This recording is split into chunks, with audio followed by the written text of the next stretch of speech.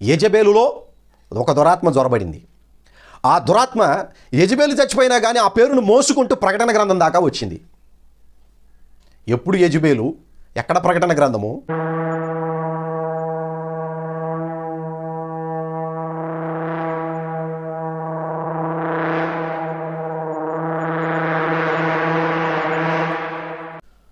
Praise the lord. ప్రభు పేరట మీ అందరికీ వందనాలు. దేవుని మహాకృపను బట్టి మరొక పర్యాయము దేవుని యొక్క వాక్యాన్ని మనం ధ్యానించుకుందాం. ప్రకటన గ్రంథము 5వ అధ్యాయం వరకు మనం ధ్యానం చేశాం. 6వ అధ్యాయానికి మనం వెళ్ళే ముందు కొన్ని ప్రాముఖ్యమైనటువంటి సంగతులు తెలియచేయాలి. అవి మనకు అర్థమైతేనే కానీ ప్రకటన గ్రంథములో ఉన్నటువంటి మిగిలిన భాగాలలో ఉన్నటువంటి సారాంశము ఈజీగా చాలా త్వరగా మనకు అర్థమయ్యే అవకాశం ఉన్నది. అవేమిటయ్యా అంటే, ఒకటి సాతాను త్రిత్వము గురించి, దుష్టత్రిత్వము గురించి. రెండవది ఇశ్రాయేలీల యొక్క జీవిత చరిత్ర. ఇశ్రాయేలీల యొక్క జీవితము గురించి కాక వారి జీవితాలలో దేవుని యొక్క ప్రభావము, మందిరము యొక్క ప్రభావము. ఈ మందిరము చాలా ప్రాముఖ్యమైనటువంటిదిగా ఈ ప్రకటన గ్రంథంలో కనబడుతూ ఉన్నది కనుక ఆ మందిరము గురించి మనం ధ్యానం చేయాలి. ప్రస్తుతానికి ఈరోజు దుష్టత్వము గురించి ఈరోజు మనం ధ్యానం చేద్దాం. ప్రార్థన చేసుకుని దేవుని యొక్క వాక్యాన్ని ధ్యానించుకుందాం. ప్రేమ కలిగిన తండ్రి, మహిమ కలిగిన మా యేసు ప్రభువా, మరొక పర్యాయం మీ పాదాల చెంతకు వచ్చాం నాయనా. మీ సన్నిధిలో మేము ఆలకించడానికి, మా మనస్సులను సిద్ధపరచుకోవడానికి నీ ఆత్మ నింపుదలను మాకు అనుగ్రహించండి. వేరొక ఆలోచన మా మనస్సుల్లోనికి రానివ్వకుండా నీ మాటల యందు ధ్యాస కలిగి ఉండడానికి సహాయాన్ని దయచేయండి. వీక్షిస్తున్న బిడ్డలందరినీ మీ చేతులకు అప్పగిస్తూ ఉన్నాం ప్రభువా. కృపలో జ్ఞాపకం చేసుకునండి. శ్రేష్టమైన నీ మాటలు వినడానికి, ఖచ్చితమైన వాక్యానుసారమైన ప్రవర్తన కలిగి ఉండడానికి సహాయాన్ని దయచేయండి. ప్రేమ కలిగిన తండ్రి, మీరిచ్చిన ఈ రక్షణ మార్గంలో ధైర్యము కలిగిన ఆయన మేము నడుస్తూ ఉండగా తండ్రి నాయన, పెనుగాలులు, తుఫానులు, భయంకరమైనటువంటి భూకంపాలు ఆత్మీయ జీవితాలలో ఎదురవ్వక మానవు. కానీ వాటిని జయించడానికి మీరు మమ్మల్ని ఎంత ప్రేమించారో, మీ ప్రభావమును నాయన మాకు ఏ రీతిగా అనుగ్రహించారో స్పష్టంగా మేము గ్రహించి ధైర్యముగా ఈ భూమి మీద బ్రతకడానికి సహాయాన్ని దయచేయండి. ఇప్పటి వరకు మీరు మాతో పాటు ఉండి నడిపించినందుకు మిమ్మల్ని స్తుతిస్తూ ఉన్నాం.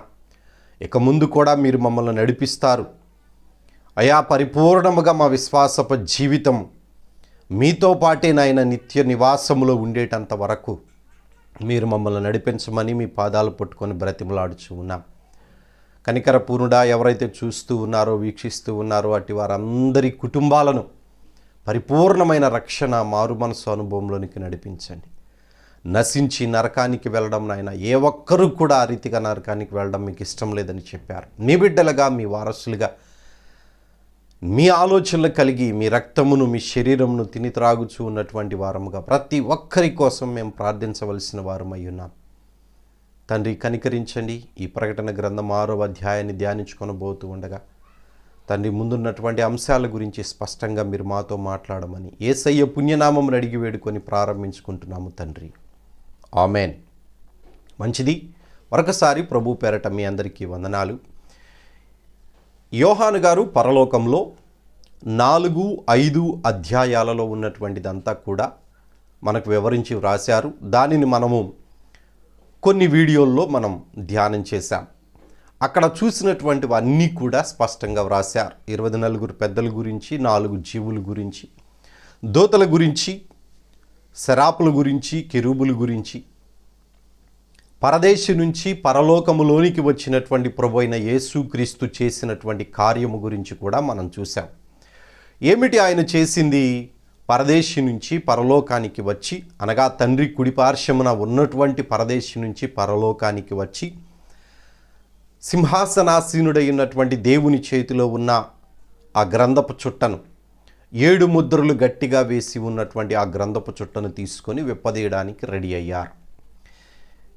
ఇక్కడ వరకు 5 అధ్యాయాల వరకు మనం ఇప్పుడు చెప్పుకున్నటువంటి సారాంశం ఉన్నది.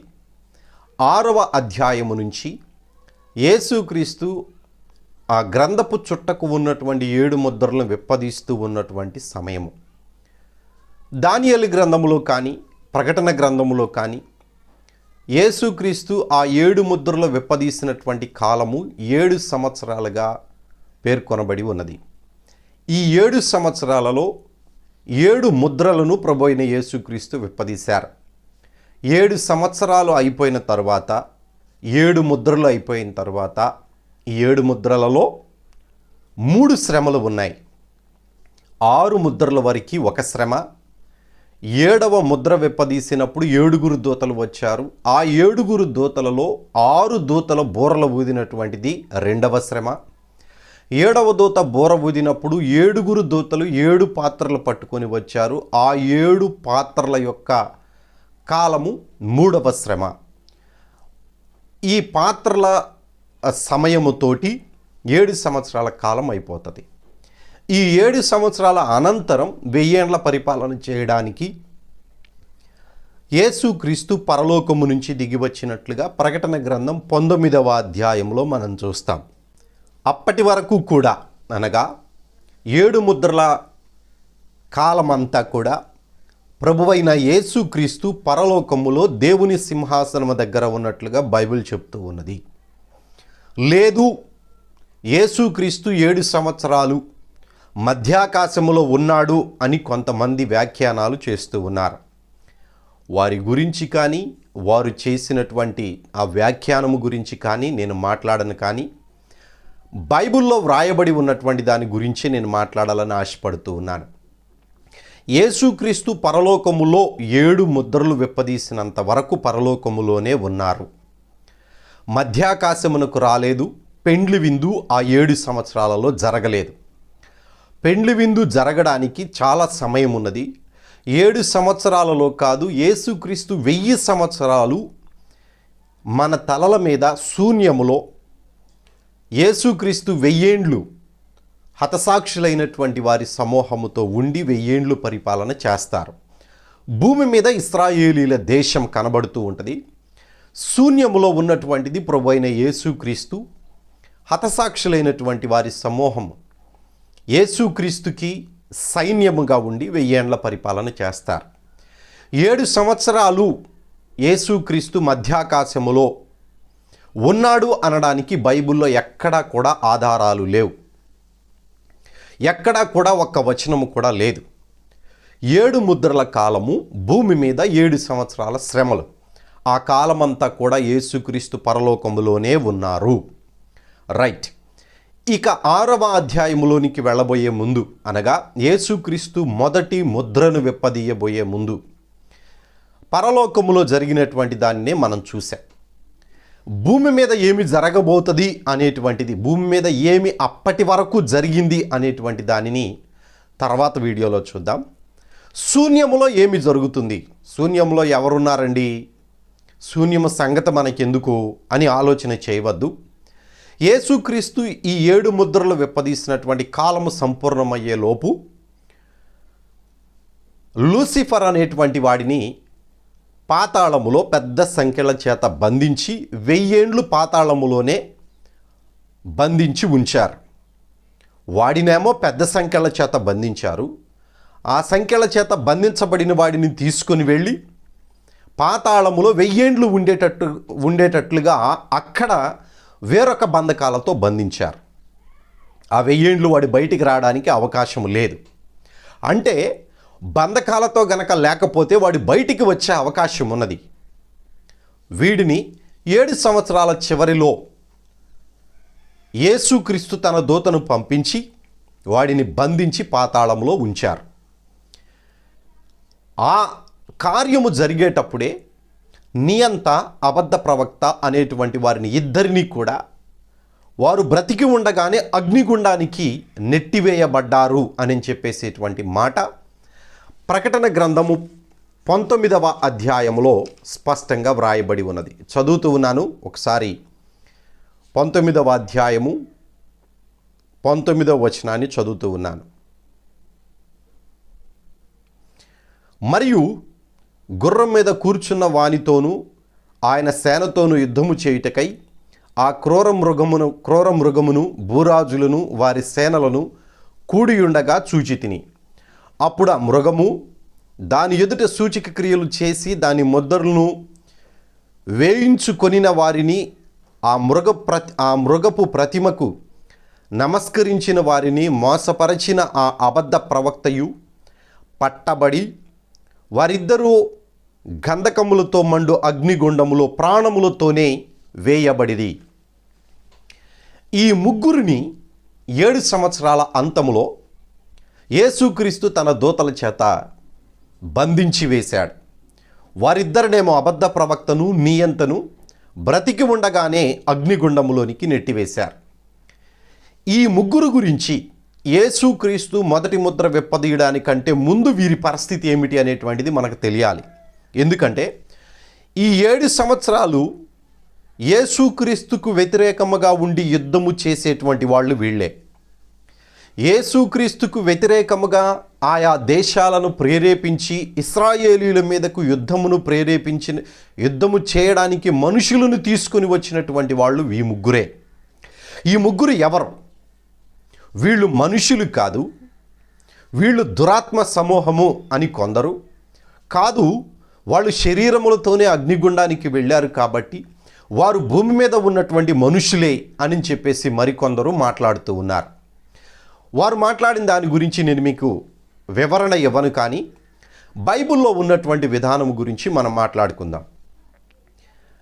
యెషయా గ్రంథము 14వ అధ్యాయం 14వ వచనంలో ఒక మాట వ్రాయబడి ఉన్నది. మేఘమండలము మీదకి ఎక్కెదను, మహోన్నతునితో నన్ను సమానునిగా చేసుకొందును అని నీవు మనస్సులో అనుకొంటివి కదా. 15వ వచనం, నీవు పాతాళమునకు నరకములో ఒక మూలకు త్రోయబడితివే అని వ్రాయబడి ఉన్నది. ఈ చరిత్ర మనందరికీ సర్వసాధారణంగా బోధకుల ద్వారా వినబడుతూ ఉన్నటువంటి శ్రేష్టమైన వర్తమానమే. వీడు మన శత్రువు. పరలోకముల్లో దేవుని యొక్క సింహాసనములో పాలివాడు అయ్యున్నటువంటి దేవుని యొక్క మహిమ, దేవుని యొక్క తేజస్సు, దేవుని యొక్క దైవత్వము, దేవుని యొక్క వాక్యము, తండ్రి రొమ్మున ఆనుకొని ఉన్న అద్వితీయ కుమారుడు, ఇప్పుడు మనము ప్రస్తావనకు తీసుకొని వస్తూ ఉన్నటువంటి గొర్రెపిల్ల, శరీరము ధరించుకొనక మునుపు దేవుని యొక్క కార్యాలన్నిటినీ చేసేటువంటి దేవుని దైవత్వము. దైవత్వము సర్వపరిపూర్ణత శరీరమందు క్రీస్తులో నివాసము చేసి ఉన్నది. దైవత్వము సర్వపరిపూర్ణత, దైవత్వము యొక్క సర్వపరిపూర్ణత శరీరము ధరించుకొని క్రీస్తులో నివాసము చేసి ఉన్నది. ఈ శరీరములోనికి రాక మునుపు, అనగా సృష్టి క్రమము జరగక మునుపు ఆదియందు దేవుని దగ్గర ఉన్నటువంటి ఆ వాక్యము పరలోకములో ఉన్నటువంటి వారి మీద మాత్రమే కాదు, దేవుని పాదపీఠముగా ఉన్నటువంటి లూసిఫర్ అనేటువంటి కెరూబు నివాసము చేస్తూ ఉన్నటువంటి ఆ స్థలము మీద కూడా ఈ యొక్క దైవత్వమే, ఈ గొర్రెపిల్లయే, శరీరములోనికి వచ్చినటువంటి ఈ యేసుక్రీస్తుయే సర్వాధికారి అయి ఉన్నాడు. పరలోకములో 24 పెద్దలను చేసినది మొదలుకొని ఆ పరలోకములో సృష్టి ఆరంభము మొదలుకొని, సృష్టి అంటే ఈ సృష్టి మాత్రమే కాదు, పరలోకమును సృష్టించినటువంటిది కూడా ప్రభువైన యేసుక్రీస్తే. దేవుని మహిమయే, దేవుని దైవత్వమే సమస్తమును నిర్మించినది. ఆ దైవత్వము పరలోకములో కానీ, దేవుని పాదాల దగ్గర కానీ, అనగా లూసిఫర్ నివాసము చేస్తూ ఉన్నటువంటి ఆ స్థలములో కానీ అధికారము కలిగినటువంటి వాడై, వారిని సృజించినటువంటి వాడై ఆధిపత్యములో ఉండగా, లూసిఫర్ అనేటువంటి వాడు దేవుని యొక్క సింహాసనము మీద దేవునితో పాటు దేవుని తేజస్సుగా ఉన్నటువంటి ఆ యొక్క మహిమను, ఆ తేజస్సును, ఆ దైవత్వమును, అనగా యేసుక్రీస్తుని అధికారము క్రింద ఉండడానికి ఒప్పుకోలేదు. ఒప్పుకొనక ప్రతిసారి యేసుక్రీస్తు యొక్క అధికారము క్రింద ఉండడానికి వాడు విసిగిపోయి, అసలు ఆ ప్లేసే నేను తీసుకోవాలి అనే ఉద్దేశముతోటి దేవుని సింహాసనము దగ్గరకు వెళ్ళాడు. యేసుక్రీస్తు దైవత్వముగా ఉండి వచ్చిన ప్రతిసారి నిర్లక్ష్య వైఖరితోటి సరి అయినటువంటి సమాధానము లేనటువంటి విధముగా వాడు ప్రవర్తిస్తూ ఉన్న విధానము ద్వారా యేసుక్రీస్తుకి అనగా ఆ కాలములో ఉన్నటువంటి దైవత్వానికి, ఆ కాలములో ఉన్నటువంటి దేవుని మహిమకు, ఆ కాలములో ఉన్నటువంటి దేవుని యొక్క వాక్యానికి, ఆది యందు వాక్యం ఉండెను, వాక్యము దేవుని యొద్ద ఉండెను, వాక్యము దేవుడై ఉండెను, ఆ వాక్యానికి ఈ లూసిఫర్ అనేటువంటి వాడు శత్రువైపోయాడు. అందుకనే హెబ్రీలకు రాసినటువంటి పత్రికలో దేవదేవుడు యేసుక్రీస్తుతో మాట్లాడుతూ, నీ శత్రువును నీ పాదములకు పీఠముగా వేయు వరకు నీవు నా కుడిపార్శ్వమున కూర్చుండుము అని చెప్పారు. నిజానికి శత్రుత్వము ఎక్కడ ప్రారంభమైనది? పరలోకములోనే ప్రారంభమైనది. ఎప్పుడైతే ఈ లూసిఫర్ గాడు ఆ దేవుని యొక్క మహిమను, ఆ దేవుని యొక్క తేజస్సును నిరాకరించాడో, ఆ అధికారానికి ఒప్పుకోలేదో, నేనే నీ స్థానములో ఉండాల్సిన వాడను, భూమి మీద ఏ రీతిగా దేవుని పాదాల దగ్గర నాకు అధికారం ఉన్నది, ఇదిగో ఇక్కడ ఉన్నటువంటి ప్రధానులు, దోతలు, అధికారులు, అవునండి, దేవుని పాద సన్నిధి అయినటువంటి ఆ లూసిఫర్ గాడు ఆత్మ సంబంధమైన జీవితములో అనగా సృష్టి క్రమము జరగక మునుపు దేవుని పాదాల దగ్గర ఉన్నటువంటి ఆ లూసిఫర్ గాడి దగ్గర దూతలు ఉన్నారు, అధికారులు ఉన్నారు, ప్రధానులు ఉన్నారు. ఈ మాట నేను చెప్పటం లేదు, బైబిల్లోనే వ్రాయబడి ఉన్నది. చదువుతూ ఉన్నాను, ఒకసారి మీ బైబిల్లో నుంచి తీసి చూడాలని ప్రభు పేరట మనవి చేస్తూ ఉన్నాను. ఎఫెసీయులకు రాసినటువంటి పత్రిక 6వ అధ్యాయము 12వ వచనంలో అపోస్తలుడైనటువంటి పౌలు మాట్లాడుతూ దేవుని ఆత్మ చేత ఈ వచనాన్ని వ్రాయించారు. ఏలయనగా మనము పోరాడుచు ఉన్నది శరీరులతో కాదు, శరీరులతో కాదు. చాలామంది అంటారు ప్రధానులతోనూ అధికారులతోనూ, అంటే వీరు భూమి మీద అధికారులు, భూమి మీద ప్రధానులు అనుకుంటున్నారు. భూమి మీద నివాసము చేసే ప్రతివాడు శరీర సంబంధే, భూమి మీద కాలు మోపిన ప్రతివాడు శరీర సంబంధే. కానీ ఇక్కడ ఏమంటున్నాడు? ఏలయనగా మనము పోరాడుచు ఉన్నది శరీరులతో కాదు, అనగా భూమి మీద పుట్టినటువంటి మనుషులతోటి కాదు మన పోరాటము. మన పోరాటం ఎవరితోటి? ప్రధానులతోనూ, అధికారులతోనూ, ప్రస్తుత అంధకార సంబంధమగు లోకనాథులతోనూ, ఆకాశ మండలమందున్న దురాత్మల సమూహముతోనూ పోరాడుచూ ఉన్నాము అని అపోస్తలుడైనటువంటి పౌలు చెప్తూ ఉన్నారు. దేవుడు ఆ మాట ఎందుకు వ్రాయించాడు అనంటే, చాలామందికి దేవుని పాద సన్నిధి దగ్గర ఉన్నటువంటి లూసిఫర్ గాడితో పాటు ఉన్నవాళ్ళు కేవలం దూతలే అనుకుంటున్నారు. దూతలకు ఉన్నటువంటి ప్రభావం వేరు, ప్రధానులకు ఉన్నటువంటి ప్రభావం వేరు, అధికారులకు ఉన్నటువంటి ప్రభావం వేరు. ఈ లూసిఫర్ గాడి యొక్క ఆధ్వర్యములో వాడు చేస్తున్న పని ఏమిటి? దేవునిని స్తుతించి ఆరాధించి గణపరిచి ఆయన పాదాల దగ్గర నుంచి దేవుని సన్నిధికి స్తుతి ధూపాన్ని వేయడమే వాడు చేయవలసినటువంటి పని. దానిని పక్కన పెట్టివేసి దేవుని దైవత్వం అయి ఉన్నటువంటి ఆ యొక్క మహిమను, ఆ తేజస్సును వాడు స్వతంత్రించుకోవాలి, అనగా దేవుని సింహాసనాన్ని ఆశించాలి, మహోన్నతునితో సమానముగా ఉండాలి అనే ఆశ కలిగి వాడు ఎప్పుడైతే తనకు అప్పగించినటువంటి పనిని నిర్లక్ష్యము చేశాడో, ఆ పనిని వాడితో పాటు ఉన్నవారు కూడా నిర్లక్ష్యము చేశారు. ఎవరెవరు ఉన్నారు వాడితోటి? ప్రధానులు ఉన్నారు. వాడి యొక్క ఫ్యాకల్టీ అంత సర్వసాధారణమైనటువంటిది కాదు. చాలామంది దూతలే అని చెప్తూ ఉన్నారు. దూతలు మాత్రమే కాదండి, ఆ యొక్క సమూహంలో ఉన్నవారు అనగా లూసిఫర్తో పాటు దేవుని పాదాల దగ్గర ఉన్నటువంటి వారు దూతలు, అధికారులు, ప్రధానులు ఉన్నారు. ప్రధానులు, అధికారులు, అంధకార సంబంధమగు లోకనాథులు, ఆకాశ మండలమందున్నటువంటి దురాత్మ సమూహము, వీరందరూ కూడా ఒక్కొక్క స్టేజీలో ఉన్నారు. దూతలు ఒక విధముగా ఉన్నారు, అధికారులు ఒక విధముగా ఉన్నారు, ప్రధానులు ఒకలాగా ఉన్నారు. మీకు చెప్పాలి అంటే ఎమ్మెల్యేకి ఒక స్టేటస్ ఉంటుంది, మంత్రికి ఒక స్టేటస్ ఉంటుంది, ముఖ్యమంత్రికి ఒక స్టేటస్ ఉంటుంది. ఈ రీతిగానే లూసిఫర్ గడి దగ్గర ఉన్నటువంటి వారికి ముఖ్యులైనటువంటి వారు ఉన్నారు, అనగా ముఖ్యమంత్రులు ఉన్నారు, ఆ తర్వాత మంత్రులు ఉన్నారు, ఆ తర్వాత ఎమ్మెల్యేలు ఉన్నారు. వీళ్ళందరూ కూడా అధికారము కలిగినటువంటి వారు. ప్రధానులు, అధికారులు ముఖ్యమైనటువంటి స్థానాలలో అధికమైనటువంటి శక్తి కలిగిన వారిగా ఉన్నారు. నా మాటలు అర్థమవుతున్నాయని చెప్పేసి ఆశిస్తూ ఉన్నాను. దయచేసి అర్థం చేసుకోవడానికి ప్రయత్నం చేయండి. లూసిఫర్ గారి దగ్గర ఉన్నటువంటి క్యాబినెట్ అదంతా.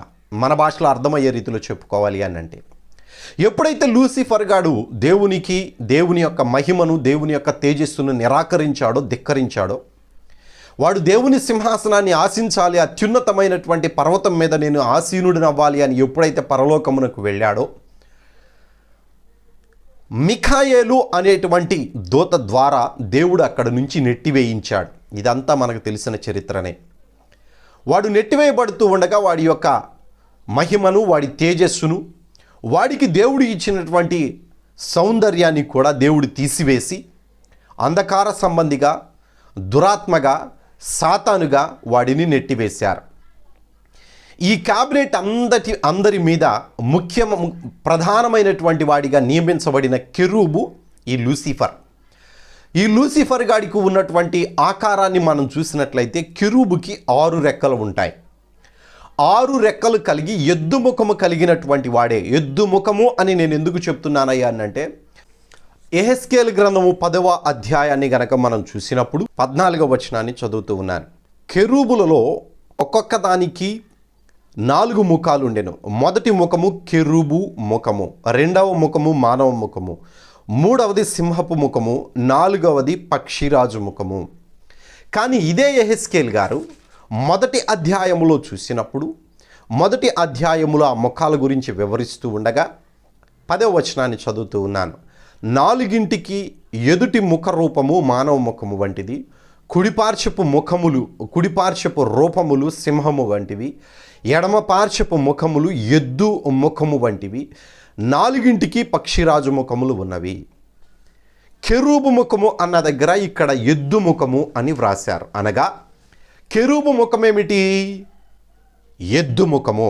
అందుకనే ఇశ్రాయేలీలు ఐగుప్తు దేశములో నుంచి వచ్చేటప్పుడు కూడా వాళ్ళు దేవునికి వ్యతిరేకముగా వాళ్ళు చేసుకున్నటువంటి విగ్రహము కూడా ఎద్దు ముఖముతోనే చేసుకున్నారు, ఎద్దునే చేసుకున్నారు. ఇది గత వీడియోలో కూడా మనం వివరించుకున్నాం. కెరూబు ముఖము, ఎద్దు ముఖము. అయితే ఇక్కడ ఆకాశము నుంచి పడిపోతూ ఉన్నటువంటి ఈ లూసిఫర్ గాడు వాడి యోచన చేసినటువంటిది ఏమిటి? దేవుని పాద సన్నిధి ఏ రీతిగా ఉన్నది, పరలోకము ఒకవేళ మనల్ని రానియకపోతే పరలోకములో ఆ సింహాసనాన్ని నేను పొందుకోలేకపోయినా దేవుని పాదపీఠముగా ఉన్నటువంటి భూమి క్రింద ఉన్నటువంటి ఆ నీళ్ళల్లోనికి దేవుడు తన పాదముతోటి భూమిని నీళ్ళల్లోనికి నెట్టివేశాడు. అప్పుడు మోషే గారు ఆదికాండము 1వ అధ్యాయం 1వ వచనములో దేవుని ఆత్మచేత వ్రాయించబడినప్పుడు, ఆదియందు దేవుడు భూమిని ఆకాశమును సృజించాడు, భూమి నిరాకారముగాను శూన్యముగాను ఉండడానికి కారణం అదే. లూసిఫర్ గాడు ఆ భూమిని ఆశించినప్పుడు దేవుడు వాడిని అక్కడ కూడా ఉంచడానికి వీలు లేకుండా ఆ భూమిని నీళ్ళల్లోనికి నెట్టివేశాడు. నీళ్ళల్లో నుంచి బయటికి తీసేటప్పుడు మరలా దానికి గురుత్వాకర్షణ శక్తి కలిగినటువంటిది, అనగా మానవులు శరీర సంబంధులు నివాసము చేసేటువంటి విధముగా దానిని రూపాంతరం చెందించాడు. కానీ మహిమ కలిగినటువంటి కెరూబులు, దూతలు, ప్రధానులు, అధికారులు నివాసము చేసేటువంటి దానిని చెయ్యలేదు, ఉంచలేదు. మనం తర్వాత 1వ అధ్యాయం ఆదికాండములో క్రిందకు చదువుకుంటా వచ్చినప్పుడు, ఆరిన నేల కనబడునుగాక అని దేవుడు పలికాడు, కానీ కొత్త భూమిని దేవుడు సృష్టించలేదు. అనగా మనం నివాసము చేస్తున్నటువంటి ఈ భూమి మీద సృష్టి క్రమము కంటే ముందు ఆది కాలములో ఈ భూమి ఉన్నది. ఆ భూమి మీద దేవదూతలు నివాసము చేశారు, ప్రధానులు నివాసము చేశారు. దేవుని పాదపీఠముగా ఉన్నటువంటి ఈ భూమి మీద లూసిఫర్ గాడు నివాసము చేశాడు. అందుకనే ఏ రీతిగానూ పరలోకములో నాకు ఇక అవకాశం లేదు, ఆ సింహాసనాన్ని ఆ పర్వతం మీద నేను అధిష్టానముగా ఉండలేను, ఏ రీతిగానైనా నేను ఇదిగో ఈ భూమిని సంపాదించుకోవాలి అని చెప్పేసి ఆశ కలిగి దేవునికి వ్యతిరేకముగా వాడి సమూహము మార్చబడిన తరువాత దేవుడు వీరిని 2 విధాలుగా 2 చోట్ల వాళ్ళని ఉంచాడు. ఒకటి 14వ అధ్యాయము 15వ వచనములో యెషయా గ్రంథములో మనం చదువుకున్న దాన్ని బట్టి, నీవు పాతాళమునకు నరకములో ఒక మూలకు త్రోయబడితివి అని వ్రాయబడి ఉన్నది. ఎప్పుడైతే దేవునికి వ్యతిరేకముగా, దేవుని మహిమకు వ్యతిరేకముగా, దేవుని దైవత్వానికి వ్యతిరేకముగా వీడు మారాడో, వాడి కోసం దేవుడు ఆ క్షణాన్ని నరకాన్ని రూపొందించాడు, సృష్టించాడు. ఆ నరకములో ఒక భాగముగా పాతాళాన్ని ఏర్పాటు చేశాడు. ఆ పాతాళమునకు ఎవరైతే ఈ సాతానుగాడు అనుచరులుగా ఉన్నారో వారిలో ప్రాముఖ్యమైనటువంటి ప్రధానులను అక్కడ బంధించి ఉంచాడు. ప్రాముఖ్యమైనటువంటి ప్రధానులను అక్కడ బంధించి మిగిలిన వారిని వాయుమండలములో ఉంచాడు. ఈ మాట జాగ్రత్తగా గమనించండి. ఇది ఎక్కడ వ్రాయబడి ఉన్నది? యూదా రాసినటువంటి పత్రిక 6వ వచనంలో వ్రాయబడి ఉన్నది. మరియు తమ ప్రధానత్వమును నిలుపుకొనక తమ నివాస స్థలమును విడిచిన దేవదూతలను మహాదినము జరుగు తీర్పు వరకు కటిక చీకటిలో నిత్య పాశముతో ఆయన బంధించి భద్రము చేసెను. వీరు దూతలలో ఒక ఉన్నతమైన స్థానము కలిగిన వారు. అందరూ మనుషులే కానీ అందరూ ఎమ్మెల్యేలు అవ్వరు. అందరూ మనుషులే కానీ అందరూ మంత్రులు అవ్వరు. అందరూ మనుషులే అందరూ కూడా ముఖ్యమంత్రులు అవ్వరు. ఆ రీతిగానే వీరందరూ దూతలే కానీ వీరిలో ప్రధానులు ఉన్నారు. ప్రధానత్వమును విడిచిపెట్టుకొని వారి నివాస స్థలమును విడిచిపెట్టి దేవుని సింహాసనము దగ్గరకు వెళ్ళాలి అని తన నాయకుడితో పాటు వెళ్ళినప్పుడు వీరిని మొత్తాన్ని కూడా ఆ దేవుని పాదాల దగ్గర ఉన్నటువంటి దూత సమూహం అంతటినీ కూడా దేవుడు అంధకార సంబంధులుగా మార్చివేసి ప్రధానులైనటువంటి వారిని పాతాళ బేలములో నిత్య పాశముతో ఆయన బంధించి ఉంచాడు తీర్పు దినము కోసం. వీరిని జాగ్రత్తగా గుర్తుపెట్టుకోండి. వీరు ప్రధానత్వము కలిగిన వారు, ప్రధానులు. అదే ఎఫెసీయులకు రాసినటువంటి పత్రిక 6వ అధ్యాయం 12వ వచనంలో అపోస్తులుడైనటువంటి పౌలు దాని గురించి వ్రాశాడు. మనము పోరాడుచూ ఉన్నటువంటిది ఈ మనుషులతోటి కాదండి. ఆ కాలములో పడవేయబడినటువంటి ప్రధానులు ఉన్నారు, ఆ కాలములో పడవేయబడిన అధికారులు ఉన్నారు, ప్రస్తుత అంధకార సంబంధులుగా వారు ఉన్నారు, ఆకాశ మండలమందు దురాత్మ సమూహముగా వారు ఉన్నారు. కానీ ప్రధానులు ఎక్కడ ఉన్నారు? పాతాళ బెళములో ఉన్నారు అని చెప్పేసి యూదా రాసినటువంటి పత్రికలోను, పేతురు రాసినటువంటి 2వ పత్రిక 2వ అధ్యాయము 4వ వచనంలో కూడా వీరి గురించి వ్రాయబడి ఉన్నది. దూతలు పాపము చేసినప్పుడు అనగా దేవునికి వ్యతిరేకముగా మారినప్పుడు దేవుడు వారిని విడిచిపెట్టక పాతాళ మందలి కటిక చీకటి గల బెళములో త్రోసి తీర్పునకు కావలిలో ఉంచుటకు వారిని అప్పగించెను అని వ్రాయబడి ఉన్నది. అంటే కొందరు పాతాళ బెళములో సాతాను కోసం అప్పుడే దేవుడు నరకాన్ని ఏర్పాటు చేశాడు. ఆ నరకమునకు వెళ్ళడానికి ముందు పాతాళము అనేటువంటిది ఒకటి ఉంటుంది. ఆ పాతాళములో బెళము అనేటువంటి ఒక కటిక చీకటి కలిగినటువంటి ప్రాంతంలో ఈ అధికారులను ఉంచారు. వీరు అధికారము కలిగినటువంటి వారు, ప్రధానులు. వీరి యొక్క శక్తి ఎక్కువ, వీరికి ఉన్నటువంటి ప్రభావము ఎక్కువ. దూతలకు పడిపోయినటువంటి దూతలలో సర్వసాధారణముగా ఉన్నటువంటి దూతలుగా ఉన్నవారు ఉన్నారు, అధికారులు ఉన్నారు, వీరు ప్రధానులు. ప్రధానులనేమో పాతాళములో బెళములో ఉంచారు, అధికారులను అంధకార సంబంధులుగా మార్చబడిన దూతలందరినీ కూడా వాయుమండలములో ఉంచారు.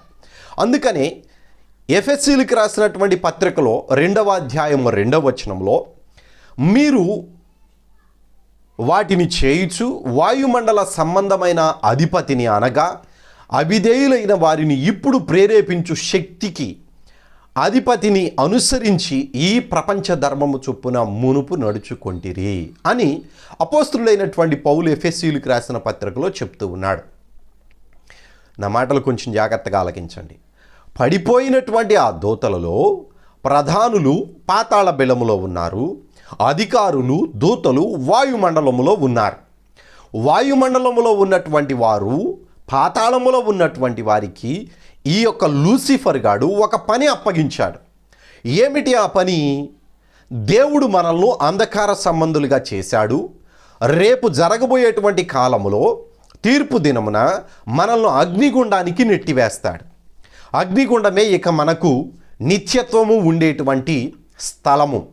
పరలోకం పోయింది, దేవుని పాద సన్నిధి పోయింది, పాతాళానికి నుంచి అగ్నిగుండానికి వెళ్ళవలసిన భయంకరమైన సమయం మనకు రాబోతూ ఉన్నది. అయితే మనం చేయవలసిన పని ఏమిటయ్యానంటే, దేవుడు తన స్వరూపములో చేసుకున్నటువంటి మనుష్యులను మనము ఏ రీతిగానైనా కానీ పరలోకము వెళ్లకుండా చెయ్యాలి, ఏ ఒక్కరిని కూడా విడిచిపెట్టవద్దు అని చెప్పేసి వారిలో వారు మాట్లాడుకొని ఆ అంధకార సంబంధమైన సమూహము దేవుడు చేసినటువంటి మనుషులను పాడు చేయడానికి గ్రూపులుగా ఏర్పడ్డారు. ఈ గ్రూపులుగా ఏర్పడి ఎక్కడ ఉన్నారు? వాయుమండల సంబంధమైనటువంటి సమూహములు అని వ్రాయబడి ఉన్నది. ఎఫెసీయులకు రాసిన పత్రిక 6వ అధ్యాయం 12వ వచనంలో, ఏలయనగా మనము పోరాడుచు ఉన్నది శరీరులతో కాదు గాని ప్రధానులతోనూ అధికారులతోనూ ప్రస్తుత అంధకార సంబంధమగు లోకనాథులతోనూ ఆకాశ మండలమందున్న దురాత్మల సమూహములతోనూ. వీరందరూ ఒకే సమూహముగా లేరు. మనుషులు ఎక్కడైతే నివాసము చేస్తూ ఉన్నారో వారి తలల మీద ఒక సమూహాన్ని సాతానుగాడు ఏర్పాటు చేస్తూ ఉన్నాడు. వీళ్ళ యొక్క ప్రోగ్రాం అంతా ఏంది? వీళ్ళ యొక్క ఆశయం ఏంటి? వీళ్ళు దేనికోసం పనిచేస్తున్నారు? మనుషులలో ఎవడో పరలోకం వెళ్ళకూడదు, మనం వెళ్ళలేకపోయాము, మనకంటే తక్కువగా చేయబడినటువంటి మనుషులు పరలోకం వెళ్లకుండా మనం చేయాలి అనేటువంటి ఉద్దేశముతోటే ఈ దురాత్మ సమూహం అంతా కూడా ఎక్కడ మనుషులు ఉంటే అక్కడికల్లా వెళ్ళిపోయి వారి యొక్క జీవితాన్ని దేవునికి సమీపముగా కాకుండా చేయడానికే వాళ్ళు నిర్ణయించుకొని పనిచేస్తూ ఉన్నారు. గట్టిగా పనిచేస్తూ ఉన్నారు, బహుదృఢముగా పనిచేస్తూ ఉన్నారు.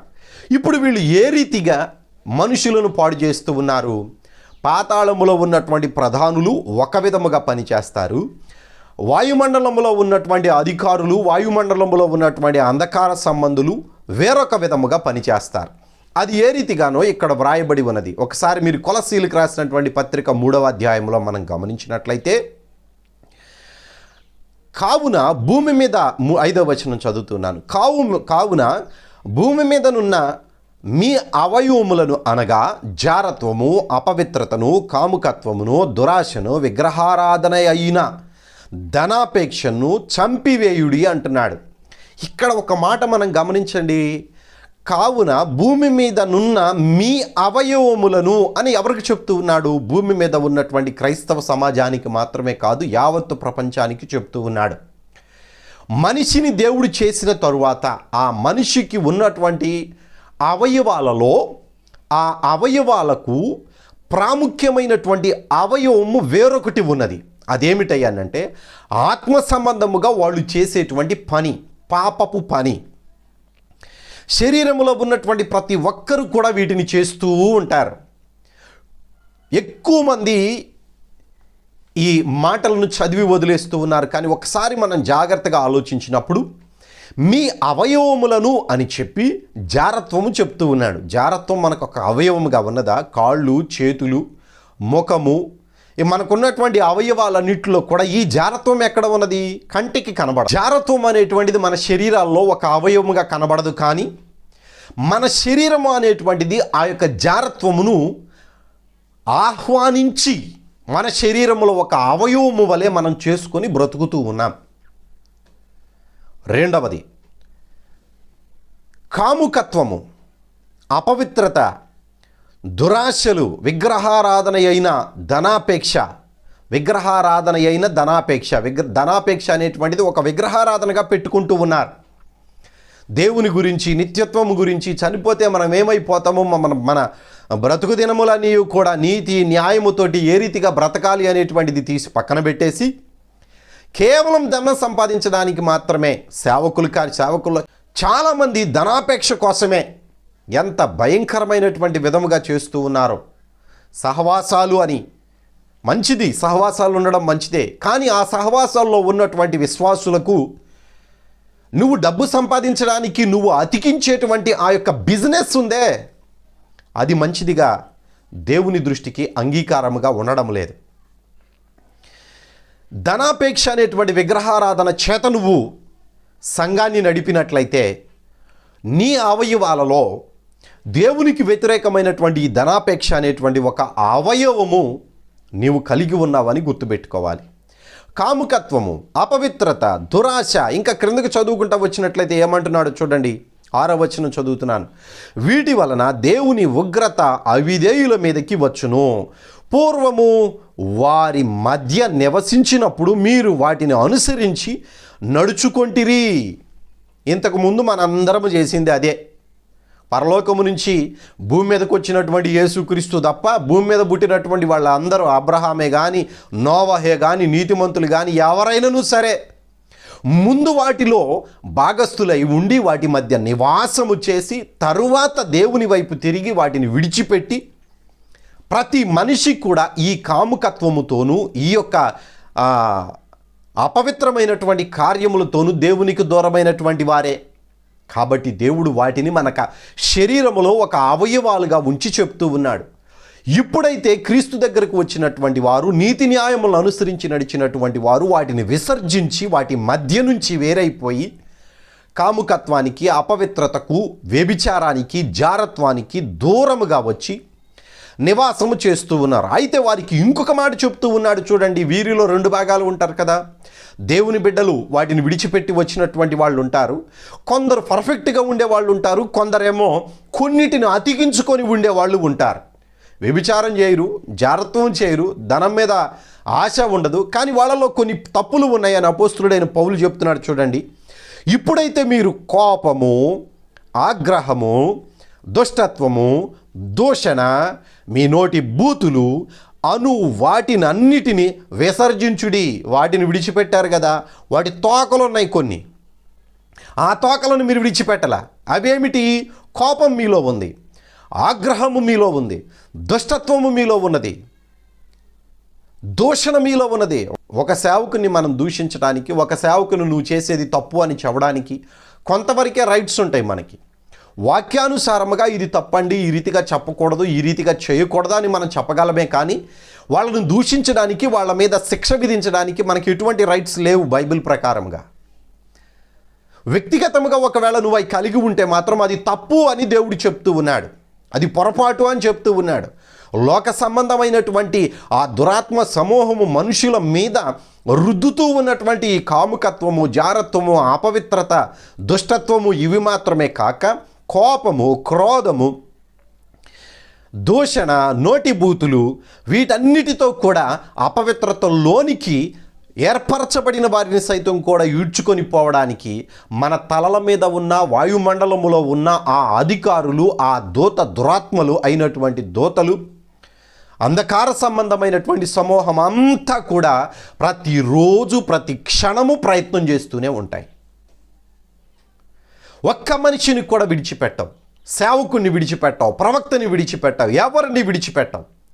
నీవు ప్రార్థనలోను విశ్వాసములోను సరిగా ఖచ్చితముగా దేవునితో సహవాసము కలిగినటువంటి వాడివిగా ఉన్నట్లయితే అవి నీ చుట్టూ ఉంటాయి, నీ దగ్గరకు రావు, దూరముగా ఉండి నిన్ను చూస్తూ ఉంటాయి. ఎప్పుడైతే నువ్వు ప్రార్థన చేయకుండా విశ్వాసమును కోల్పోయి లోక సంబంధమైన వాటి వైపు కామపు ఆలోచన కలిగి, దుష్టత్వపు ఆలోచన కలిగి, ధనాపేక్ష ఆలోచన కలిగి, ఎదుటివాడిని నిందించాలి అనే ఆలోచన కలిగి బూతులతో మాట్లాడుతూ ఉన్నప్పుడు చిన్నగా నీ దగ్గరకు వచ్చి నీవు వాటికంటే ప్రభావములో తక్కువ వాడివయ్యావు కనుక అవి నిన్ను జయించడానికి వాడు వెళ్ళి మరలా 7 దెయ్యాలను తీసుకొని వస్తాడు. యేసుక్రీస్తు చెప్పాడు కదా ఒక ఉపమానం. ఒక మారు మనసు పొంది దేవుని దగ్గరకు వచ్చి దేవునితో సహవాసము లేకుండా నేను పరిశుద్ధుడును, దేవుని బిడ్డనని చెప్పుకుంటూ ఉన్నప్పుడు కొంతకాలము బాగానే ఉంటాడు. ఆ తర్వాత ప్రార్థన లేనప్పుడు, విశ్వాసంలో దిగజారిపోయినప్పుడు మరలా వాడిని విడిచిపెట్టినటువంటి దెయ్యము మరలా వచ్చి ఎంత ప్రణాళికో చూడండి, ఎంత పక్కాగా చేస్తారో చూడండి. విడిచిపెట్టి వెళ్ళినటువంటి మనిషిని ఆ దెయ్యాలు విడిచిపెట్ట వచ్చి డైలీ విజిటింగ్ చేస్తూ ఉంటాయి. ఏదో ఒక పాపం ద్వారా నీలోకి జొరబడడానికి అవి ప్రయత్నం చేస్తూనే ఉంటాయి. అవి నీవు దేవునిని విడిచిపెట్టావు, పాపమును ఆశిస్తున్నావు అని తెలిసినప్పుడు వీడు పోయి ఇంకా 7 దెయ్యాలను తీసుకొస్తాడు. వీళ్ళందరూ కలిసి నీలోకి జొరబడిపోయి ఇంతకుముందు నువ్వు చేసిన పాపము కంటే మరి అధికమైన పాపాలు చేయడానికి నిన్ను ప్రేరేపిస్తాడు. అంటే వాయుమండలములో ఉన్నటువంటి ఈ యొక్క దురాత్మ సమూహానికి పని ఏంటి? మనుషుల మనస్సులను దేవుని వైపు నుంచి డైవర్ట్ చేసి, మార్చివేసి, ఆకర్షించి వ్యభిచారానికి, జారత్వానికి, ధనాపేక్షకు, లోక సంబంధమైన కార్యాలన్నిటికీ, అహంకారానికి, గర్వానికి, ఎదుటివాడిని తుంచి మాట్లాడడానికి నిన్ను ప్రేరేపించడమే వాటి పని. అవి వాటి ద్వారా నీలో నివాసం చేస్తాయి. కొందరు ఎంత ప్రభావముతో ఉంటారో లోక సంబంధమైన మాటలు మాట్లాడడానికి, అందులో వాళ్ళలో ఎవరు నివాసం చేస్తున్నాడు? ఆ బూతులు మాట్లాడేటువంటి దురాత్మ నివాసం చేస్తూ ఉన్నాడు. కొందరు కామాభిలాష కలిగి ఉంటారు. ఆ కామాతృత కలిగినటువంటి వారిలో ఎవడు నివాసం చేస్తాడు? ఆ కామత్వాన్ని నీలో ప్రవేశపెట్టినటువంటి ఆ దూతడే నీలో నివాసం చేస్తూ ఉంటాడు. మనుషులు అనుకుంటారు నేను ఎంత ఆ ప్రభావముతో మాట్లాడుతూ ఉన్నానో. ఒక్కొక్కడు భయంకరమైన పనికి మాలిన ఆలోచనలు కలిగి ఉంటాడు. ఇది నీలో ఉన్నటువంటి సాతాను శిబిరం. ఇంకొకడు ఎదుటివానిని ఏ రీతిగా నువ్వు నాశనం చేయాలి అనే ఆశ కలిగి ఉంటాడు. దుష్టత్వముతో వాడిని కించించి మాట్లాడుతూ ఉంటాడు. ఎదుటివాణిని దూషించే ప్రతి వాడు దేవుని చిత్తమును జరిగించడం అని చెప్పేసి బైబిల్లో వ్రాయబడి ఉన్నది. నీ స్వతహాగా నువ్వేమీ చేయలేవు, పాపము చేయలేవు, దేవుని కార్యము చేయలేవు. నువ్వు కేవలం ఆధారపడవలసినటువంటిదే. పాపము చేయాలి అని అంటే ఆ అంధకార సంబంధమైన దురాత్మ సమూహం మీద ఆధారపడాలి. నీతి క్రియలు చేయాలి అని అంటే దేవుని యొక్క ప్రభావం మీద, దేవుని యొక్క ఆత్మ మీద ఆధారపడాలి. అందుకనే దేవుడు పరిశుద్ధాత్మను మనకు సంచకరువుగా ఇచ్చి వెళ్ళాడు. వీటి మీద ఆధారపడితేనే మనం నీతి క్రియలు కానీ దుష్టత్వపు క్రియలు కానీ చేయగలము. నీ స్వతహాగా నువ్వేమి చేయలేవు. అందుకనే దేవుడు మనుషుల్ని ప్రేమిస్తూ ఉన్నాడు. వారు ఎంత ఇబ్బంది పెట్టినా, ఎన్ని మాటలు దేవునిని దూషించినా తెలియదు ప్రభువా వాళ్ళకి, వాళ్ళను ప్రేరేపిస్తూ ఉన్నటువంటి ఆ దుష్టత్వము దురాత్మ వాడిని ప్రేరేపిస్తూ ఉన్నది. కానీ వాడు తెలుసుకున్నప్పుడు మరలా తిరిగి పశ్చాత్తాపడతాడు. నాయన వాడిని క్షమించు అని దేవుడు ప్రార్థన చేసేటువంటిది అదే. ఈ దుష్ట సమూహం అంతటికీ కూడా ప్రతి మనిషి దగ్గరికి వెళ్ళి ఈ రీతిగా మనిషిని చెడగొట్టి ఆ బుర్రను నాశనం చేసి, ఆలోచనలను పాడు చేసి, ఆలోచనల ద్వారా మనిషిలో నివాసం చేస్తూనే ఉంటారు. ఒక్కొక్కడు చూడండి, ఏదైనా కానీ ఒకదానికి ఎడిట్ అయినప్పుడు, మద్యమే కానీ, వ్యభిచారమే కానీ, గేమ్సే కానీ, బెట్టింగ్లే కానీ, దేనికైనా కానీ ఎడిట్ అయినప్పుడు తన కుటుంబం సర్వనాశనం అయిపోతున్నా కానీ దానిని పట్టించుకోకుండా వెళ్ళిపోయేటువంటి వాడిని దేని చేత ప్రేరేపించబడుతున్నాడని మనం చెప్పుకోవాలి? ఈ అంధకార సంబంధమైన దురాత్మల చేత ప్రేరేపించబడుతున్నాడు. ఓకే, రైట్, ఇంతవరకు అయిపోయింది. ఇక పాతాళములో ఉన్నటువంటి సమూహం కొంతమంది ఉన్నారు. వీళ్ళకి ప్రభావం ఎక్కువ. వీళ్ళు కూడా పాతాళములో నుంచి బయటికి రావడానికి అవకాశం ఉన్నది. వాయుమండలములో ఉన్నటువంటి వారు, పాతాళములో ఉన్నటువంటి వారు సాతానుగాడు. ఇప్పుడు సాతానుగాడు పరలోకానికి వెళ్ళగలడు, భూమి మీదకి అంటే వాయుమండలంలోనికి రాగలడు, పాతాళంలోనికి వెళ్ళగలడు. పాతాళంలో ఉన్న వాళ్ళు బయటికి రావడానికి అవకాశం ఉన్నది. సాతానుగాడు పరలోకం వెళ్ళడానికి అవకాశం కూడా ఉన్నది. యోబు గ్రంథంలో దేవుడు తన దూతలతో ఒక సభను ఏర్పాటు చేసినప్పుడు ఈ లూసిఫర్ గాడి వెళ్తాడు. వాడికి ఆశ సావక ఇంకా ప్రయత్నం చేస్తూనే ఉంటాడు. అక్కడికి వెళ్ళినప్పుడు దేవుడు వాడితో మాట్లాడతాడు. నా యోబును చూసావా, నా భక్తుడైనటువంటి యోబుని అని చెప్పేసి అడిగినప్పుడు, అంటే సాతానుగాడు పరలోకం వెళ్ళే అవకాశం ఉన్నది. ఎప్పటి వరకు ఉన్నది? పరిశుద్ధాత్మ దేవుడు భూమి మీద నుంచి పరలోకమునకు హతసాక్షులైన వారి ఆత్మలను తీసుకొని వెళ్ళేటంత వరకు వాడు పరలోకం వెళతాడు. ఆ తరువాత 12వ అధ్యాయంలో మనం చూస్తాం కదా, ప్రకటన గ్రంథం 12వ అధ్యాయంలో ఘట సర్పము మృంగివేయాలి అనుకున్నటువంటి ఆ శిశువు ఎవరు? హతసాక్షులైనటువంటి ఆత్మలు. వారిని పరిశుద్ధాత్మ దేవుడు తీసుకుని వెళ్ళిపోయినప్పుడు వాడు ఏమీ చేయలేడు. వాళ్ళు అక్కడికి వెళ్ళినది మొదలుకొని ఇక అసలు శాశ్వతముగా అక్కడ వెళ్ళడానికి అవకాశం లేకుండా వాడిని ఆ శూన్యములో నుంచి పూర్తిగా భూమి మీదకి నెట్టివేస్తారు.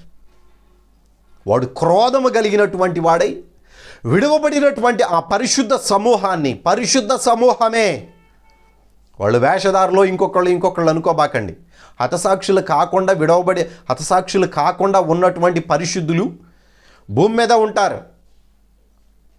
ఆత్మలు మాత్రమే పరలోకానికి వెళ్ళిపోయినాయి, దేవుని సింహాసనం దగ్గరికి వెళ్ళిపోయినాయి. విడువబడినటువంటి వారిని, అనగా పరిశుద్ధులుగా ఉండి హతసాక్షులు కాకుండా భూమి మీద ఉన్నటువంటి వారిని పూర్తిగా వాళ్ళను ఆత్మీయ జీవితంలో నుంచి నాశనము చేయాలి అని చెప్పేసి ఈ యొక్క సాతానుగాడు, అనగా లూసిఫర్ అయినటువంటి వాడు వారితో యుద్ధం చేస్తాడు. ఒకటేమో వాయుమండలంలో ఉన్నారు, ఇంకొకళ్ళేమో పాతాళంలో ఉన్నారు. వీళ్ళ మీద అధికారులుగా ఒక్కొక్కడిని లూసిఫర్ గాడు నియమించుకున్నాడు. జాగ్రత్తగా వినండి. వాయుమండలంలో ఉన్నటువంటి వారి మీద ఒకడిని నియమించాడు, పాతాళములో ఉన్నటువంటి వారి మీద ఇంకొకడిని నియమించాడు. పాతాళములో ఉన్నటువంటి వాడు బయటికి రావడానికి అవకాశం ఉన్నది. వాయుమండలములో ఉన్నటువంటి వాడు భూమి మీదకి రావడానికి అవకాశం ఉన్నది. ప్రకటన గ్రంథం 6వ అధ్యాయంలో ఒక మాట నేను మీకు చదివి వినిపిస్తాను. 7వ వచనం. ఆయన 4వ ముద్రను విప్పినప్పుడు రమ్ము అని 4వ జీవి చెప్పుట వింటిని. అప్పుడు నేను చూడగా అది పాండుర వర్ణము గల ఒక గుర్రము కనబడెను. దాని మీద కూర్చొని ఉన్న వాని పేరు మృత్యువు. పాతాళ లోకము వాని వెంబడించును. ఖడ్గము వలనను, కరువు వలనను, మరణము వలనను, భూమిలో నుండు క్రూర మృగము వలనను భూనివాసులను చంపుటకు భూమి యొక్క 4వ భాగంపై అధికారము వానికి ఇయ్యబడెను. భూమిలో ఉండు క్రూర మృగము. ఇది మీకు అర్థమైందని నేను భావిస్తూ ఉన్నాను. ప్రధానులుగా పాతాళ బెళములో ఉన్నటువంటి వారి మీద సాతానుగాడు నియమించుకున్నటువంటి ఆ యొక్క అధిపతి క్రూర మృగముగా బయటికి వస్తాడు. వాయుమండలములో ఉన్నటువంటి వాళ్ళ మీద నియమింపబడినటువంటి ఆ యొక్క మృగము భూమి మీద సముద్రములో నుంచి వచ్చినటువంటి ఆ యొక్క రాజు, అనగా ఎవరైతే మనం నియంత అంటున్నామో, ఎవరైతే క్రీస్తు విరోధి అంటున్నామో, ఎవరైతే చివరిగా ప్రపంచాన్ని ఏలాలి అనే ఆశ కలిగి వస్తూ ఉన్నటువంటి రాజు అని అంటూ ఉన్నామో, వాడిలోనికి జొరబడేటువంటి కార్యము జరుగుతుంది. అందుకే వాడికి అని తెలివితేటలు. వాడు ప్రపంచంలో ఉన్నటువంటి టెక్నాలజీ అంతటిని కూడా వాడి బుర్రలో పెట్టుకోవడానికి సాతానుగాడు వాడిని అట్లా ప్రేరేపిస్తూ ఉన్నాడు. అంత జ్ఞానాన్ని వాడికి ఇస్తూ ఉన్నాడు. అందుకనే వాడు కనిపెట్టినటువంటి ఆ రోబోకి ఆ జ్ఞానాన్ని వాడు అనుగ్రహిస్తాడు. వాడు చేసేటువంటి కార్యాల వలన మనుషులందరూ కూడా వాడి వెంట పోతారు. వీడికి జ్ఞానం ఎక్కడి నుంచి వచ్చింది? ప్రపంచంలో ఉన్న ప్రతి ఒక్క మనుషుల మనసుల మీద ప్రభావాన్ని చూపించేటువంటి వాయుమండల సంబంధి అయిన అధికారి వాడిలోనికి జొరబడతాడు. ఇక్కడ ఇంకొక మాట నేను మీకు చెప్పాలి. దురాత్మ సమూహం మీద ఉన్నటువంటి వాడు మనిషి రూపమును పోలి ఉన్నాడు ఆ దూత. పాతాళములో ప్రధానుల మీద అధికారిగా ఉన్నటువంటి వాడు మనిషి రూపంలోనే ఉన్నాడు. మనిషి రూపంలో ఉన్నాడు కనుకనే వాడు భూమిలో నుంచి, అనగా పాతాళములో నుంచి బయటికి వచ్చినప్పుడు అబద్ధ ప్రవక్తలోనికి జొరబడతాడు. ఆ అబద్ధ ప్రవక్త నియంత అయినటువంటి వాడికి సపోర్ట్ చేస్తాడు. ఇక భూమి మీద టెక్నాలజీ కలిగినటువంటి ఈ నియంత దేవుని విరోధి, క్రీస్తు విరోధి అని నియంతగా ఎవరినైతే మనం పిలుస్తూ ఉన్నామో వాడిలోనికి వచ్చేటువంటి వాడు వాయుమండలములో దురాత్మ సమూహము మీద ఉన్నటువంటి వాడు, ఆ అధికారి వాడిలోనికి జొరబడతాడు. వీళ్ళిద్దరూ మానవ స్వరూపాలలో ఉన్నారు కనుక దోతలను దేవుని స్వరూపంలోను మానవుల స్వరూపంలోను చేసుకున్నాడు కనుక, మానవ స్వరూపమో దేవుని స్వరూపమో దోతల స్వరూపం ఒకటే. కాబట్టి ఆ దురాత్మలు అనేటువంటివి మనుషులలో జొరబడడానికి అవకాశం ఉన్నది. ఇప్పుడు చాలామందికి దెయ్యం పట్టింది అంటారు. చనిపోయినటువంటి వాడు వచ్చాడండి అంటారు. పాతాళంలో ఉన్నటువంటి వాళ్ళు చేసే పనులేంటి? ఆ ప్రధానులు చేసే పనులేంటి? ఎవరైతే చనిపోతారో ఆ చనిపోయినటువంటి వాడు వాయుమండలంలో ఉన్నటువంటి దురాత్మ సమూహం మీద బాధించబడి వాడి కార్యాలు చేసి, సాతాను కార్యాలు చేసి దేవునిని ఎరుగక చనిపోతాడో వాడు పాతాళానికి వెళ్ళంగానే ఈ పాతాళ బెళములో ఉన్నటువంటి వారందరూ కూడా వాడిని పరిచయం చేసుకొని వాడికిలాగా భూమి మీదకి వస్తారు. వాడికిలాగా భూమి మీదకు వచ్చి వేరొక మనిషిలో జొరబడడానికి ఇంకొక మనిషికి అధికారం లేదు. భూమి మీద నివాసము చేసేటువంటి వాడికి, నివాసము చేసి చనిపోయినటువంటి వాడికి శక్తి లేదు. కానీ వీడు పాతాళానికి వెళ్ళిన తర్వాత పాతాళంలో ఉన్నటువంటి వారు వాడి పేరు మీద బయటికి వస్తారు. వాడి పేరు మీద బయటికి వచ్చి వాళ్లకు ఉన్నటువంటి ప్రభావం ద్వారా, శక్తి ద్వారా వేరొక మనిషిలోనికి జొరబడి అప్పుడు చెప్తా ఉంటారు, నేను ఫలాని వాడినిరా, నేను ఏడబుట్టాను, ఇదిగో ఈ వ్యక్తి మీద. అందుకని ఎప్పుడూ కూడా దెయ్యాన్ని మాట్లాడించబాకండి. దైవ సేవకులకి మరి చెప్పగలిగేటువంటి ఆ స్థాయి నాకు ఉన్నదో లేదో తెలియదు. కానీ దైవ జనులు ఎప్పుడైనా దురాత్మ పట్టినటువంటి మనిషిని ఎక్కువ మాట్లాడించడానికి ప్రయత్నం చేయకూడదు. ఎక్కడా కూడా యేసుక్రీస్తు ఆ దురాత్మతో అధికముగా మాట్లాడించినట్లుగా ఎక్కడా కనబడలేదు. ఎక్కడా కూడా మాట్లాడడానికి దేవుడు అవకాశం ఇవ్వలేదు. ఎందుకంటే వాడు చెప్పేదే అబద్ధం. వాడి జనకుడు, వాడి తండ్రి ఎవరో అబద్ధమునకు జనకుడు.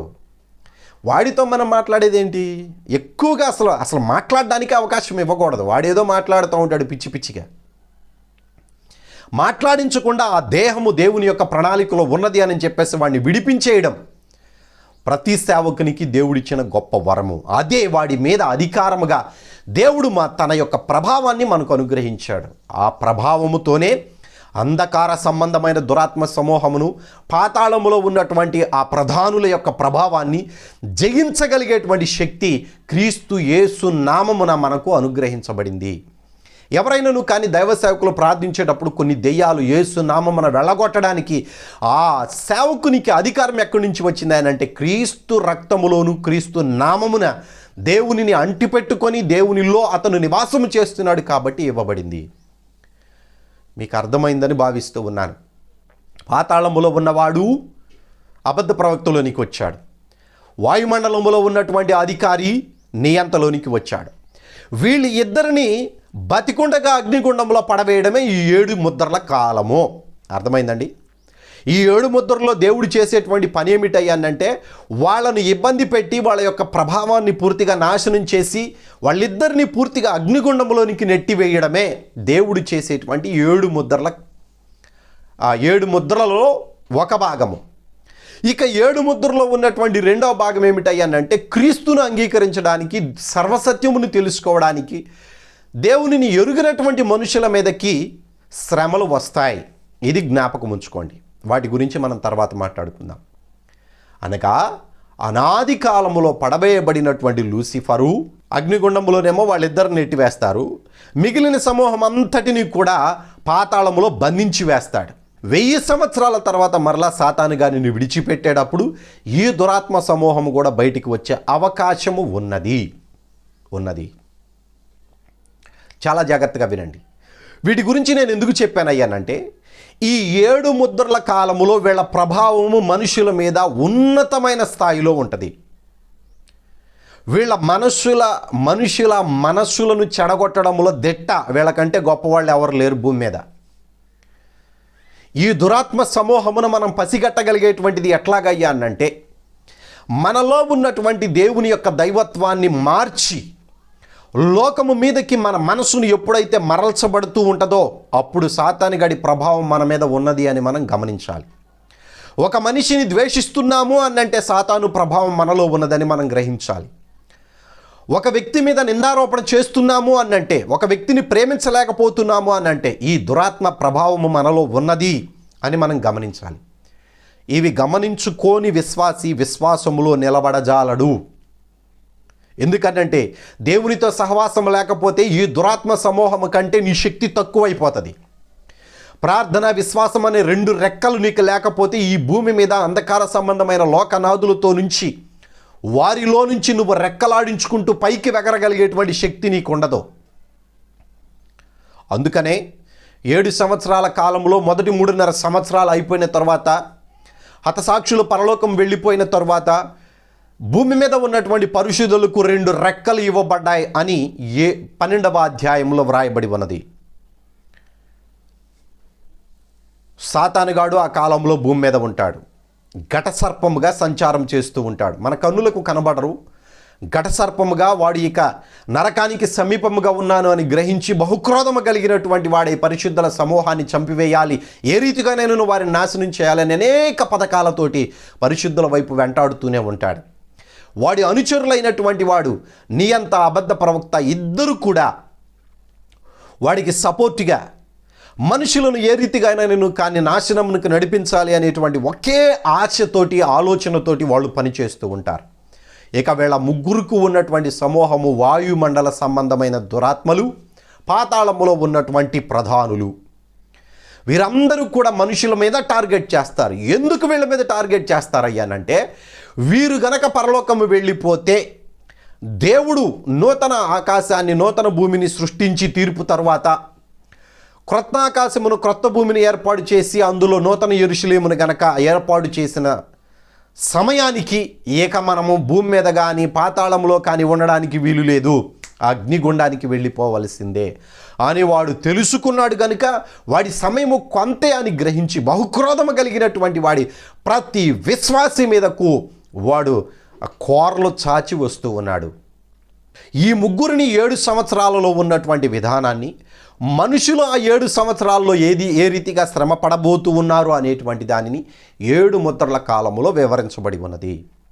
ఇకపోతే ఈ 7 సంవత్సరాల్లో నియంతగాడి ఉద్దేశం ఏమిటి? ప్రపంచాన్ని పరిపాలించాలి అని. వాడికి సపోర్ట్ చేసేటువంటి అబద్ధ ప్రవక్త ఉద్దేశం ఏమిటి? ఏ రీతిగానైనాను కానీ ప్రపంచాన్ని హస్తగతం చేసుకోవాలి అని. వీళ్ళందరికీ అధికారం ఇచ్చినటువంటి వాడెవడు? వీళ్ళిద్దరికీ అధికారం ఇచ్చినటువంటి వాడెవడు? ప్రకటన గ్రంథం 13వ అధ్యాయంలో మనం చూసినప్పుడు అక్కడ ఆ ఘటసర్పము, చదువుతున్నాను 2వ వచనం, నేను చూచిన ఆ మృగము చిరతపులిని పోలి ఉండెను, దాని పాదములు ఎలుగుబంటి పాదములు, దాని నోరు సింహపు నోరు వంటిది. దానికి ఆ ఘటసర్పము తన బలమును, తన సింహాసనమును, గొప్ప అధికారమును ఇచ్చెను. ఎవరిచ్చారు? ఏమని వ్రాయబడి ఉన్నదండి ఇక్కడ? ఆ ఘటసర్పము అని వ్రాయబడి ఉన్నది. అనగా పరిశుద్ధాత్మ దేవుడు హతసాక్షులైనటువంటి వారి ఆత్మలను తీసుకొని పరలోకములోనికి దేవుని సింహాసనము దగ్గరకు వెళ్ళిపోయిన తరువాత అక్కడి నుంచి మిఖాయేలు దూత వాడిని యుద్ధము చేసి అక్కడి నుంచి నెట్టివేస్తాడు. అది మనం 12వ అధ్యాయంలో వివరంగా మాట్లాడుకుందాం. నెట్టివేసినప్పుడు వాడు వచ్చి వాడుగా భూమి మీద ఉన్నటువంటి ఏ మనిషిలో జ్వరబడ్డానికి అవకాశం లేదు. ఎందుకనంటే వాడికి 6 రెక్కలు ఉండి వాడి ముఖం ఎద్దు ముఖం. మనుషుల్లో జ్వరబడడానికి, మనుషుల్లో నివాసం చేయడానికి వాడు అనర్హుడు. కానీ వాడి యొక్క శిష్యుడు ఉన్నాడే, వాయుమండల సంబంధమైన అధికారుల మీద, వాయుమండల సంబంధుల మీద అధికారిగా నియమించబడిన వాడు ఉన్నాడే, వాడికి తన అధికారాన్ని అంతటినీ ఇస్తాడు. పాతాళములో నుంచి వచ్చినటువంటి ఆక్రూర మృగం అనగా అబద్ధ ప్రవక్త అయినటువంటి వాడు కూడా వీడికే సపోర్ట్ చేస్తాడు. వీళ్ళ యొక్క గోల్ ఏమిటయ్యానంటే, ఎప్పుడైతే ఈ భూమి మీద వాళ్ళు రాజ్యాన్ని స్థాపిస్తారో, దేవుని పాదపీఠముగా ఉన్నటువంటి ఆ భూమిని వాళ్ళు మరలా తిరిగి స్వతంత్రించుకోవాలి అనే ఆశ కలిగి ఈ పని చేస్తూ ఉన్నారు. వాళ్ళ ప్రభావము, వాళ్ళ ఆలోచన, వాళ్ళ గురి అంతా కూడా అదే. మరి మనుషులను ఎందుకు తప్పుదారి పట్టిస్తున్నారు? అసలు మనుషులు లేకపోతేనే కదా వాళ్ళు ఆ భూమిని స్వతంత్రించుకోగలిగేది. మనుషులు ఉంటే దేవుడు వారి మీద వారికంటే అధికమైన ప్రభావాన్ని మనుషులకి ఇచ్చి యేసు నామము పలకగానే వాళ్ళు దురాత్మలు విడిచి వెళ్ళిపోతున్నారని అంటే వాళ్ళ మీద అధికారం మనుషులకి ఇవ్వలేదా? ఇచ్చాడు కదా. ఆ అధికారులు ఉన్నప్పుడు, వారికంటే అధిక ప్రభావం కలిగినటువంటి మనుషులు భూమి మీద ఉన్నప్పుడు వాళ్ళు భూమిని ఎట్లా స్వతంత్రించుకుంటారు? కాబట్టి మనుషులను ముందు తప్పుదారి పట్టించి వాళ్ళ సమూహముగా మార్చుకోవాలి అనేటువంటిదే వాళ్ళ ఉద్దేశం. యెజబేలులో ఒక దురాత్మ జ్వరబడింది. ఆ దురాత్మ యెజబేలు చచ్చిపోయినా కానీ ఆ పేరును మోసుకుంటూ ప్రకటన గ్రంథం దాకా వచ్చింది. ఎప్పుడు యెజబేలు, ఎక్కడ ప్రకటన గ్రంథము? ఒకసారి మీరు ఆలోచించండి. సాతానుడికి మనుషులు అంతగా సహకరిస్తున్నారు. ఆ దురాత్మలకు అంత ఇష్టంగా మనుషులు స్వాగతం పలుకుతూ ఉన్నారు. అపోస్తలుడైన పౌలు అంటున్నాడు, మీరు ఆ రీతిగా ఉండక లోకములో నుంచి ప్రత్యేకించబడినటువంటి వారై కోపము కూడా పడకుండా, ఎదుటివాణిని దూషించకుండా, అబద్ధపు మాటలు మాట్లాడకుండా ప్రత్యేకించబడినటువంటి వారై మీరు ఏర్పరచబడినటువంటి సమూహముగా ఉంటూ దేవుని బిడ్డలుగా మీరు ఉండాలి అని చెప్పేసి ఆశ కలిగి 10వ వచనాన్ని చదువుతున్నాను. కొలస్సీలకు రాసిన పత్రిక 3వ అధ్యాయము 9, 10 వచనం. ఒకనితో ఒకడు అబద్ధమాడుకుడి, ఏలయనగా ప్రాచీన స్వభావమును దాని క్రియలతో కూడా మీరు పరిత్యజించి దానిని విడిచిపెట్టి జ్ఞానము గలుగు నిమిత్తము దానిని సృష్టించిన వాని పోలిక చొప్పున, అనగా జ్ఞానాన్ని సృష్టించిన వాని పోలిక చొప్పున నూతన పరచబడుచు ఉన్న నవీన స్వభావమును ధరించుకొని ఉన్నారు. మనము లోకములో ఉన్నప్పుడు వాడి క్రియలను, సాతాను స్వభావాన్ని, ప్రాచీన స్వభావాన్ని, అబద్ధపు స్వభావాన్ని, వ్యభిచారపు స్వభావాన్ని విడిచిపెట్టి వాటికి విడాకులు ఇచ్చేయండి, పరిత్యజించండి అని అంటే విడిచిపెట్టేయండి అని అర్థం. తర్వాత జ్ఞానము గలుగు నిమిత్తము ఆ జ్ఞానాన్ని సృష్టించినటువంటి వాని పోలికగా నూతన పరచబడుచు మిమ్మల్ని మీరు రూపాంతరము చెందండి, దేవునితో సహవాసము కలిగి ఉండండి, దేవునిని వెంటాడండి అని సాతానుని విడిచిపెట్టి మనల్ని ప్రత్యేకపరిచిన దేవునిని, ఆయన సహవాసాన్ని మనకు సమీపముగా తీసుకొని రావడానికి అపోస్తుడైనటువంటి పౌలు ఈ మాట వ్రాస్తూ ఉన్నాడు. యేసుక్రీస్తు మన కోసం చనిపోయి పునరుద్ధానుడై తిరిగి లేచి వెళ్ళిపోయిన తరువాత మనము సగము భక్తితో ఉండకుండా పరిపూర్ణముగా దేవుని యొక్క భక్తిలో సంపూర్ణమైనటువంటి సమర్పణ కలిగి ఉన్నట్లయితే సాతానుడు నిన్ను చూసి భయపడతాడు. ఏ పడిపోయినటువంటి దురాత్మలు ఉన్నారో, ఏ పడిపోయినటువంటి సాతానుడు ఉన్నాడో, ఏ పాతాళ బెళములో దాచిపెట్టబడినటువంటి, బంధించబడినటువంటి ఆ ప్రధానులు ఉన్నారో వారందరితో కూడా మనము పోరాడుచూ ఉన్నాము. అందుకని అంటున్నాడు, మనం పోరాడుచూ ఉన్నది శరీరాలతో కాదో. ఈ పోరాటము మనము శరీరంలో ఉన్నంత కాలము ఉంటుంది. ఈ 7 సంవత్సరాల్లో వీళ్ళ ప్రభావం అధికముగా ఉంటుంది కనుక వాళ్ళ గురించి ముందుగానే మనం తెలుసుకుంటూ ఉన్నాం. కాబట్టి నీ అంత ఎవడో మనకు అర్థమైంది, అబద్ధ ప్రవక్త ఎవడో మనకు అర్థమైంది. వీళ్ళిద్దరూ కూడా వాయుమండల సంబంధమైనటువంటి సమూహం మీద ఉన్నటువంటి వాడు నీ అంతలో జొరబడతాడు. పాతాళములో నుంచి వచ్చేటువంటి ఆ ప్రధానుల మీద అధికారి అబద్ధ ప్రవక్తలో జొరబడతాడు. సో వీరి వివరణ 6వ అధ్యాయం ప్రారంభము నుంచి మనం చూస్తాం. దేవుని కృప మీ అందరికీ తోడై ఉండును గాక. వందనాలు. సెలవు తీసుకుందాం.